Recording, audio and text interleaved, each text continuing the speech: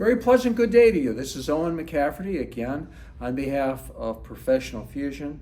Today's discussion is going to be the history of what it means to really retire. There's whole industries that are popping up, and I use the word industry because a profession is not the same as an industry. For example, dentistry, veterinary medicine, human dermatology are all professions. They are not industries. Those that serve the professions are in industries, but those individuals who are in the profession are individual doctors that provide services of a nature that require a body of knowledge and a code of ethics. But let's talk about retirement. First of all, the idea of retirement is somewhat of a mythology for the wealthy and accomplished in societies where there is a massive wealth potential. I don't think that's a definition of what's happening right now in the United States. If you go back to the history of what it means to retire, I have to look back at my immigrant grandparents. They all came over from Ireland. They came here to the United States around 1912 to 1914. They were so grateful for an opportunity to have a job. People did not retire in the old days. Even Social Security, as espoused with the Social Security Act, was only supposed to be a supplement. It was never envisioned that people would be completely retired. Actually, what occurred in retirement happened right after World War II, when all of the GIs came back to the United States. There was a need to push out those senior people and replace them with young and vibrant government issue soldiers that fought and now needed jobs. So that's when we came up with ideas like retirement age. Let's look at what the real age for survival was. People normally died somewhere around 62 to 63 years of age. Therefore, retiring at 65 was a no-brainer. Only the hardiest of people would ever even have to worry about retirement. And then the second issue is, what did you do with the retirement savings?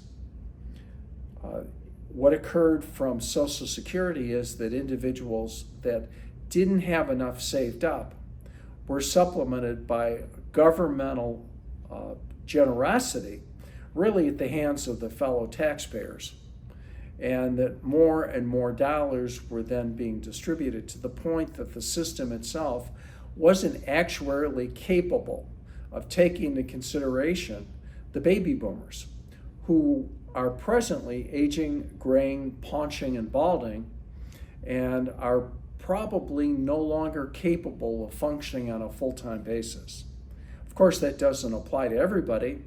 I was born in 1952, and I work every day and proud of it. My dear immigrant grandfather worked until age 85 when he died at age 86.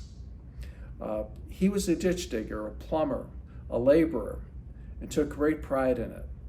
Here in the United States, we think that early retirement at age 62 or 65 or 67 or even 70 is considered appropriate. In fact, we can't afford that luxury because those that follow aren't capable of supporting those that occurred precedent.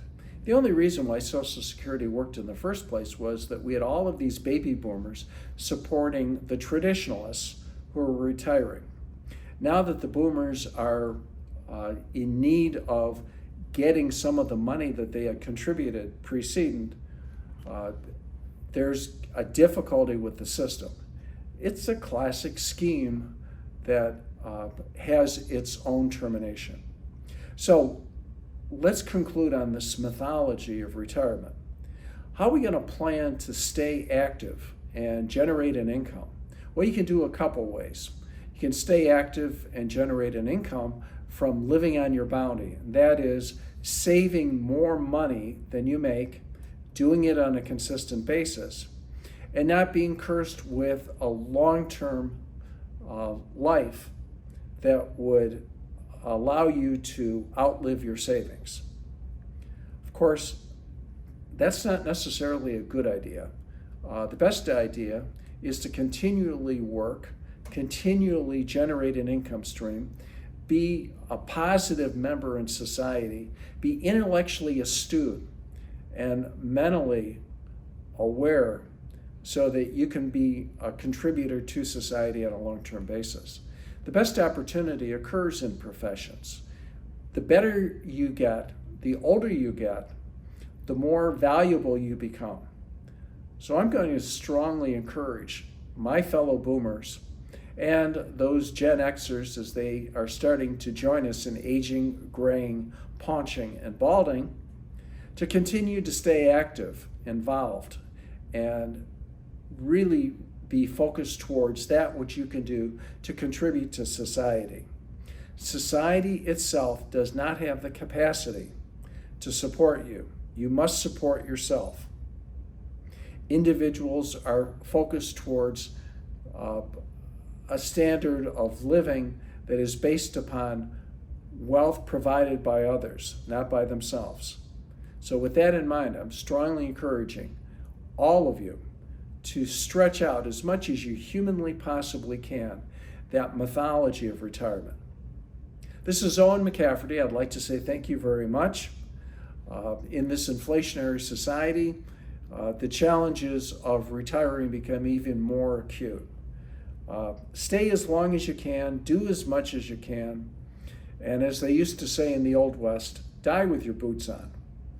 Thank you.